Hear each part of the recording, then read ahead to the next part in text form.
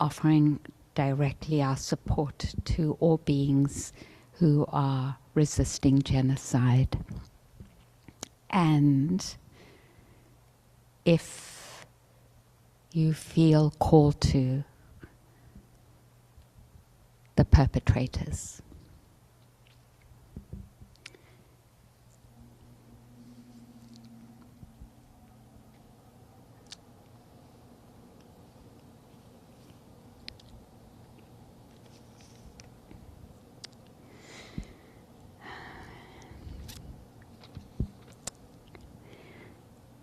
Ellen Bass offers us this invitation. Then you hold life like a face. No charming smile, no violet eyes. And you say, yes, I will take you. I will love you again.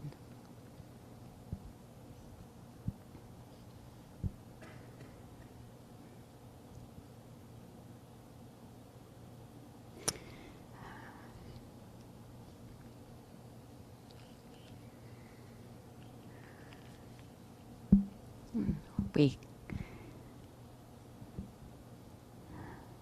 are here to honor that, taking ourselves and being willing to say, I will love you again, however I find you. Our imperfect selves and beautiful selves.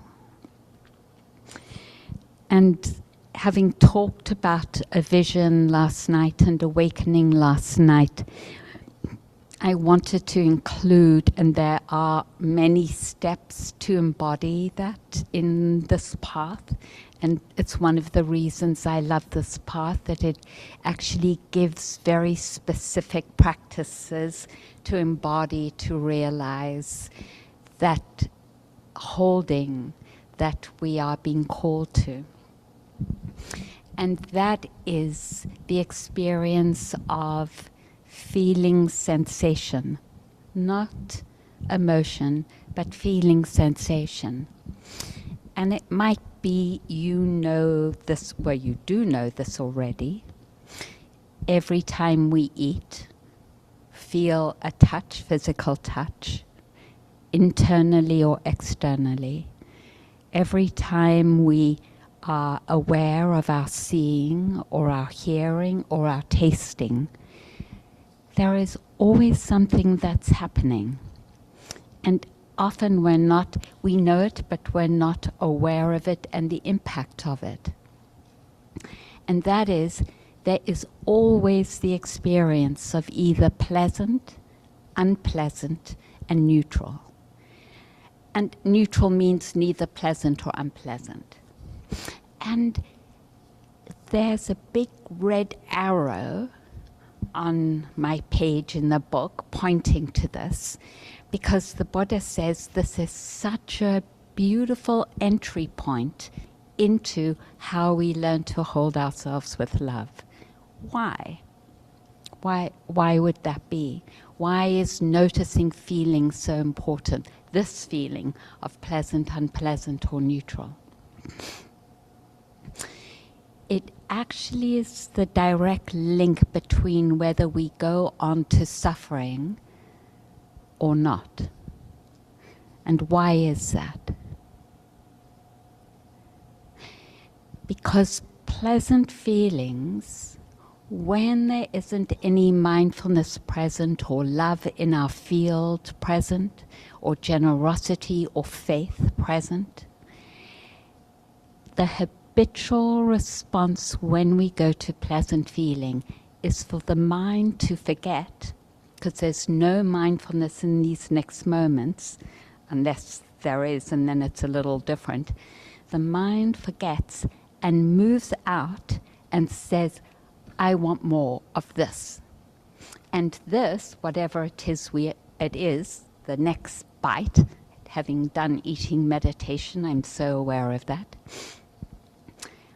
And so as I mentioned yesterday, I don't swallow before I put the next mouthful in, or that craving could be so much that when I was a smoker, and I was living in London, I would go out on the streets at 2 a.m.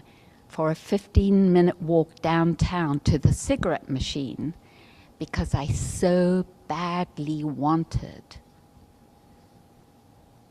that experience, because it wasn't just pleasant, and we know this is true, is that we use the pleasantness, or the pleasantness, not we, the pleasantness is used to ameliorate the pain and the suffering.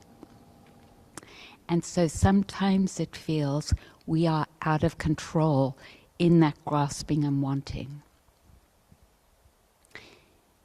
In that relationship, you might have noticed already that we lose our balance. And I was just talking to someone about that in terms of the pleasantness of a new honey. It's so pleasant that the movement of the mind is always off balance towards the object, and the object isn't seen anymore in context. Like, I was Linda then. Linda, I don't think I ever talked to myself that way, but now I am going to.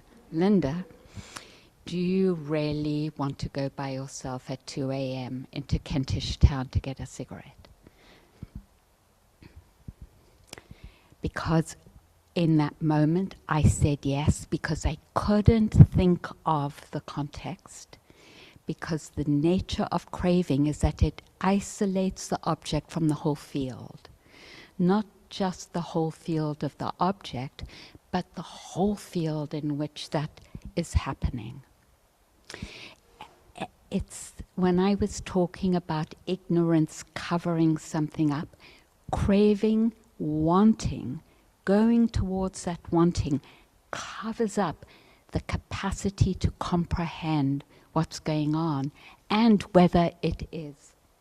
I'm really getting into it. And I'll take off my hat. And whether it is actually in our supportive of that coming back to hold ourselves in love.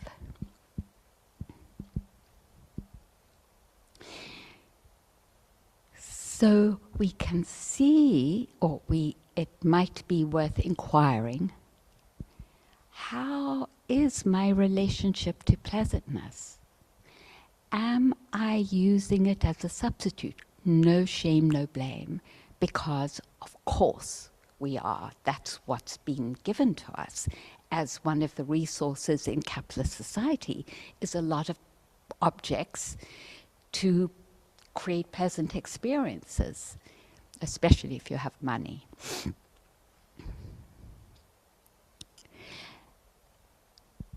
And the repercussions of it are deep and wide, because in that relationship we lose the agency of discerning where harm is and isn't.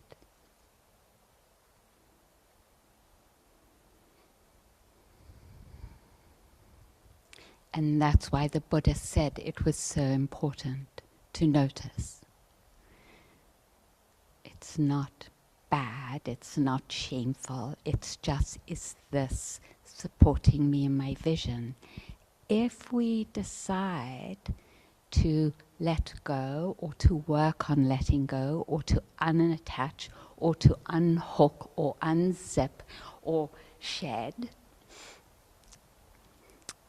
or challenge that wanting, that veil begins to dissolve, we come back into connection with ourselves, because of course we can't hold ourselves in love if we're disconnected and entranced with an object, any being object experience.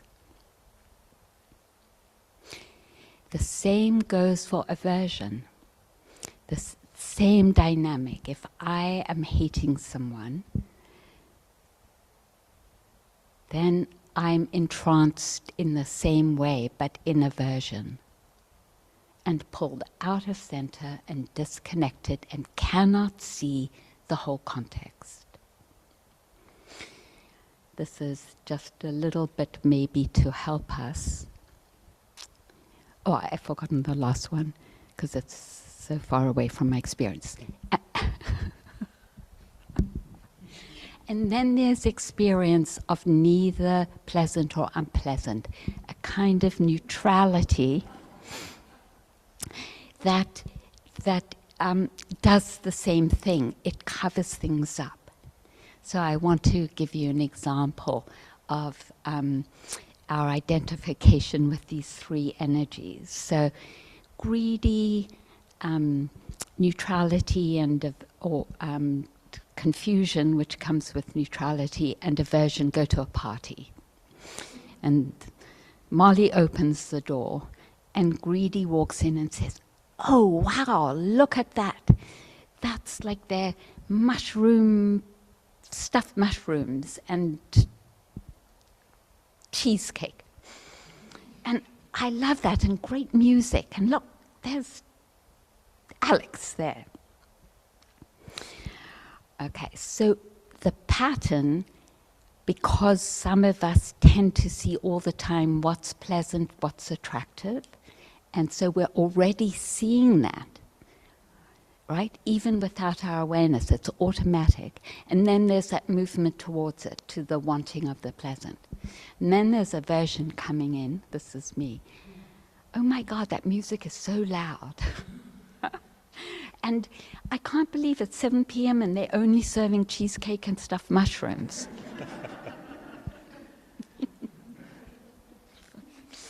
So you only see what's unpleasant. And then there's confusion that comes from mostly seeing neither pleasant or unpleasant. Where am I? Whose party is this? What's happening? So general confusion.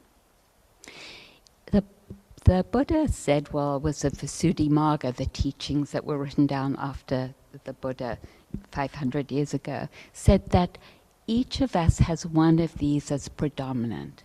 And it's certainly very clear to me that I'm an aversive personality.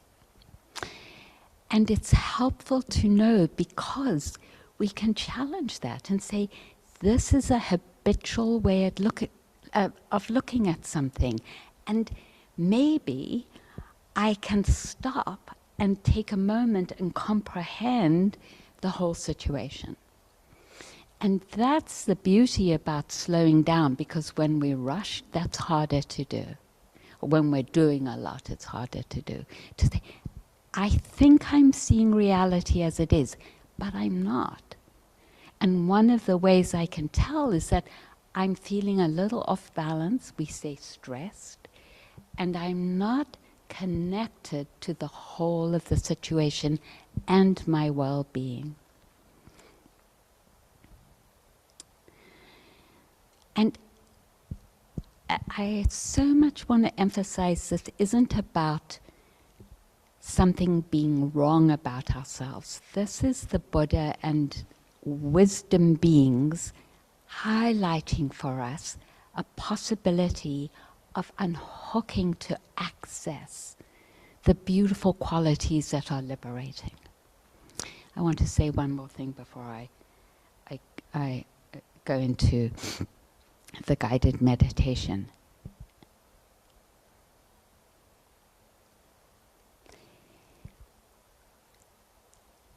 In the relationship of wanting, it doesn't matter how many times you get what you want. It never fills that emptiness that is part of ignorance, which is the root of this behavior. Ignorance being not understanding where suffering is and where liberation is. And in that misunderstanding, going to pleasantness and being controlled by it and wanting it more and more. And I just had that thought the other day. How much does Elon Musk want? He's the richest man in the world and he wants more. And I'm like, oh my God, what a teaching. that it can never satiate you because it's going the wrong way. That filling up like a waterfall, that Chris Williams song. It only happens through the beautiful energies of mindfulness, faith, love, generosity, wisdom, non-harming, ethical living, patience, and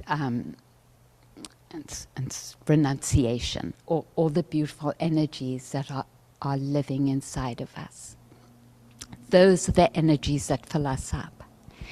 And that doesn't mean that pleasantness, when it arises, is a lovely blessing.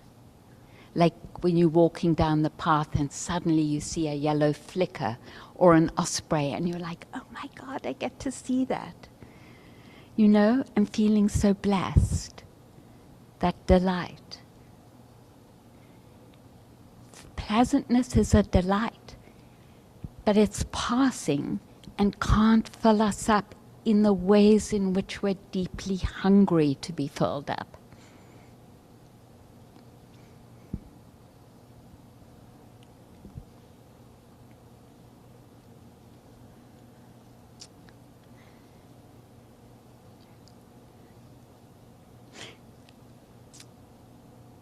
So, to clarify and say, those beautiful energies free us from the relationship of being controlled and being incapable of contextualizing. The beautiful energies free us from that. The energies that bind us to that relationship are greed, wrong view, conceit, hatred, envy, avarice, worry, sloth, torpor, and doubt. And again, not that they're bad or we're bad, they're invitations to learn and to explore, how is this living inside me? What's its impact? Is it the path I want to invest in or not?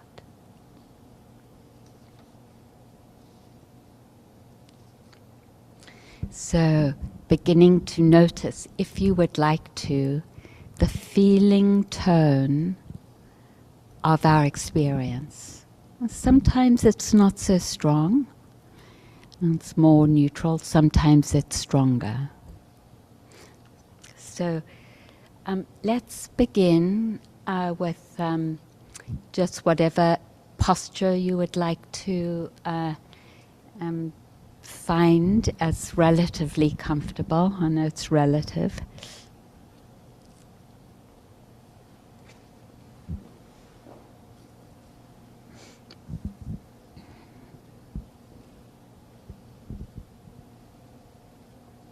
Could I have your stick?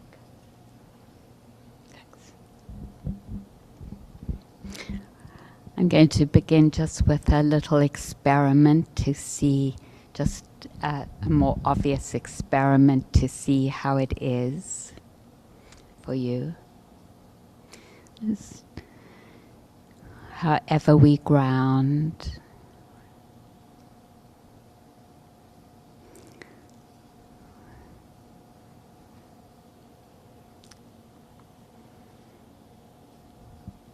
come to listening.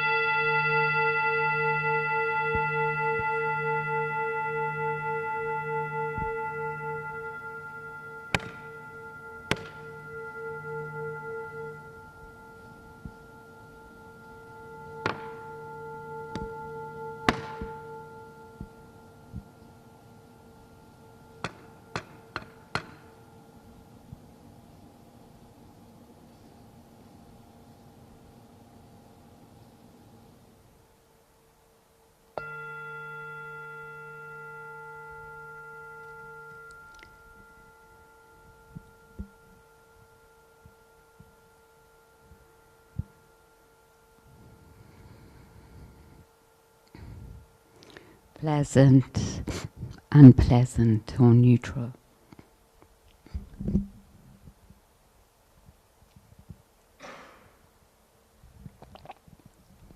See, just for the next few minutes, let's explore different places in our bodies. Hands that touch where they're resting.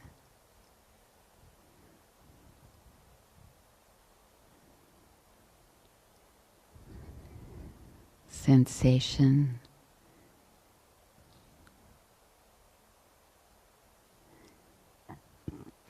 The touch of cloth against our back.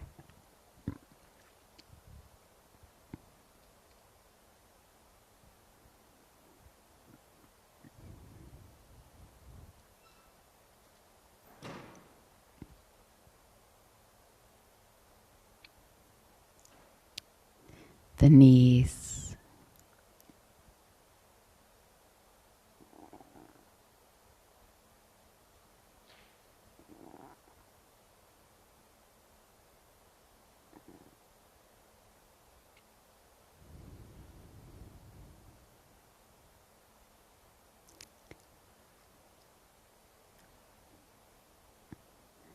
Mine are painful. I notice I want to get away from them.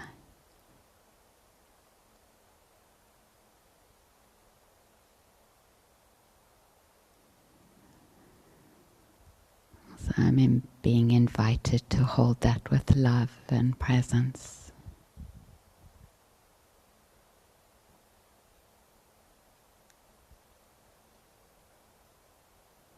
And it actually changes the quality when I can do that. See how it is for you.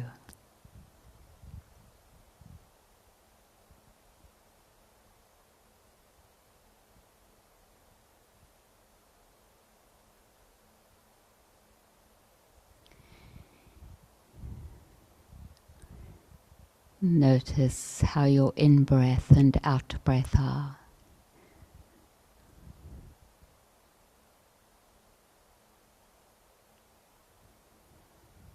Letting the body be breathed. The universe is living as us in breath.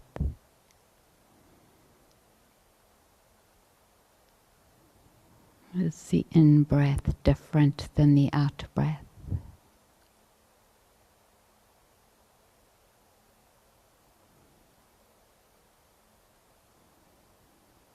Do you want more or less?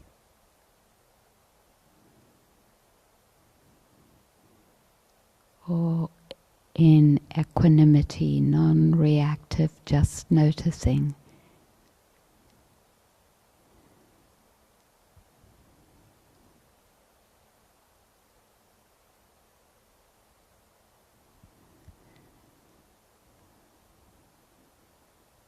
Feel free not to notice the feeling tone if it's more grounding for you.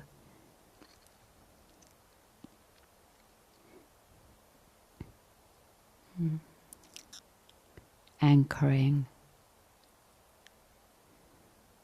to support your stability and collectedness.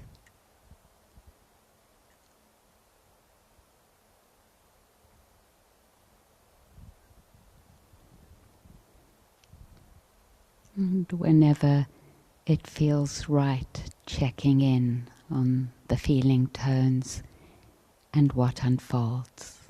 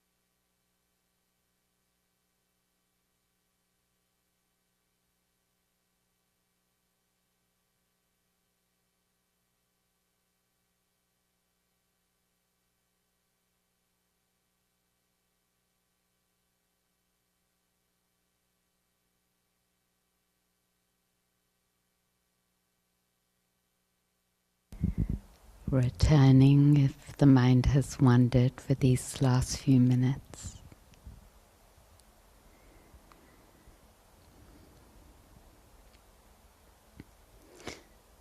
Noticing if there's caring there in your relationship to your experience.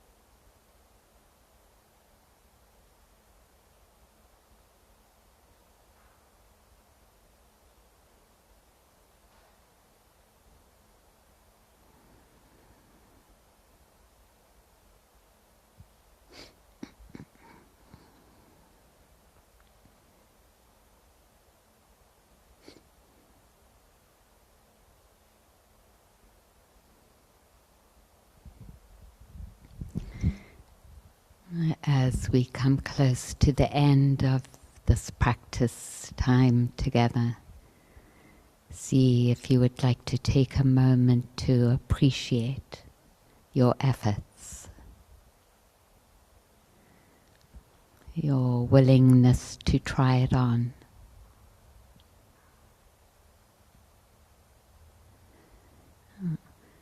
Appreciation of joining in through these efforts and supporting everyone else's efforts.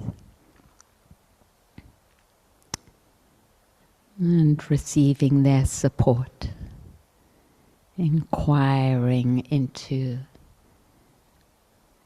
what's healing and liberatory and what isn't.